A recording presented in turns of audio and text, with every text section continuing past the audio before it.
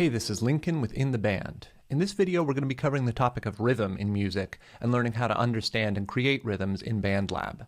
This video is part of a series about the basic tools of music theory and how to use these tools in composition or songwriting.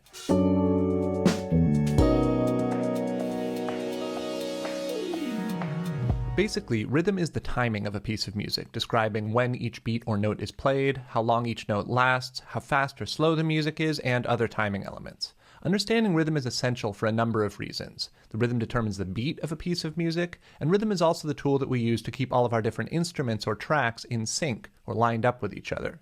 The word rhythm can also be used to just mean drum beat. I'm going to show you how to make a drum beat that I call the fundamental pop beat. Some people call this the beginner beat, other people call it the money beat. Either way, it's the same beat, and it's probably the most common drum beat in the history of popular music. Let's look at how to create this beat using the BandLab mobile app. Select MIDI instruments. Up at the top, select drums. Now you can use whichever kit you want. I'm going to use the dry drum kit for now for a nice neutral sound. For the fundamental pop beat, you actually only need two different drums, the kick and the snare. The beat goes like this: kick, snare, snare. Before I actually record, I want to turn on my metronome in the bottom right, which is going to tell me how fast to play, and the input quantize in the upper right, which is going to line up any hits that are a little bit off. When you're ready to record, hit the red record button, wait for 4 clicks, and then play the beat. There it is. Okay, next to the cue, I'm going to hit the little downward facing arrow to go back to my main track display window. Now, right now, my beat is just playing once and then stopping, but I want it to repeat. So in order to do that, first I'm going to trim the excess space off of either end of it, drag it back to the beginning of my song, and then click on the loop icon, and I'm going to make it repeat 4 times. I'm going to click on the little 4 at the bottom. And there it is. It sounds like this. There are actually a few different ways to create drum beats using BandLab. Let's look at a couple more using the BandLab browser app. First, I'm going to show you how to do this using the BandLab drum machine. The BandLab drum machine comes with some really cool pre-made patterns, but it also lets you create your own. Banks C through H are blank. Let's go into bank C here and create the fundamental pop beat. So the beat's going to go like this: kick here, snare here, kick here, snare here.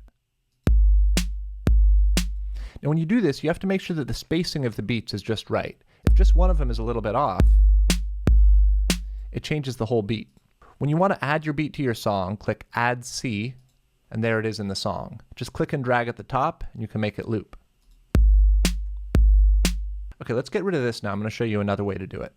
This time we're going to use the MIDI instruments tool, the same tool we used in the BandLab mobile app.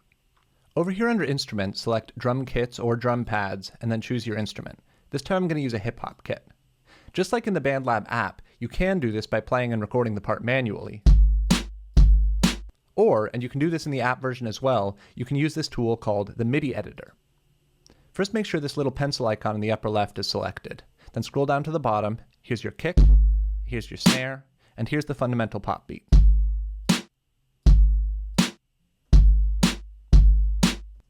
Just like with the BandLab drum machine, you have to make sure that the spacing of these hits is just right, or the beat won't sound right. And again, you can loop it just by clicking and dragging up at the top here. Rhythm is organized into groups of beats called bars or measures. These two words, bar and measure, mean the same thing and can be used interchangeably, but it's good to know both. The number of beats per bar is determined by the time signature or meter of a piece of music. This time signature, 4/4, is the most common in popular music. The number on the left, or top, means that there are 4 beats per bar. The number on the right, or bottom, means that each of those beats is 1/4 of a bar long, which we call a quarter note. So 4/4 essentially means 4 quarter notes per bar.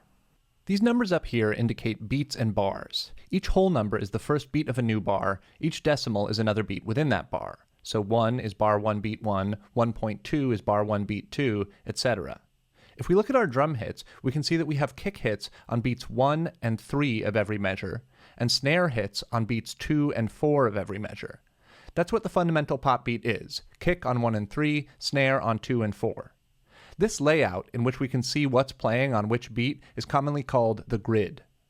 While the fundamental pop beat is very simple, you can add on to it or change it in any number of ways. One of the most common ways of doing this is by adding a hi-hat symbol. Here's our hi-hat right here. Let's start by putting a hi-hat on every quarter note. If you look closer, you can see that there are smaller lines in between every quarter note. These represent eighth notes, which are twice as fast as quarter notes. If there are 4 quarter notes per measure, there are 8 eighth notes. Let's put a hi-hat hit on every eighth note. If you zoom in, you can see that there are even smaller lines in between all of the eighth notes. These represent 16th notes, which are twice as fast as eighth notes. Let's put a hi-hat on every 16th note. Another way to change a beat is by removing certain hits. Let's take some of these hi-hats out and hear how that sounds. The speed of the song is controlled by the tempo, shown in BPM or beats per minute. Because we're in 4/4 time, 120 BPM means 120 quarter notes per minute. Let's hear how our song sounds if we speed it up to 160 BPM. Or if we slow it down to 80. As you can probably hear, tempo makes a big difference in the overall feel of a song. These are just a few examples of how you can build your own rhythms, starting with the fundamental pop beat. There are thousands of other rhythms as well, some simple, some very complicated. You can make whatever rhythm you want, but you can also make a ton of great music just using the fundamental pop beat for the rhythm. That's all for now. Thanks for watching.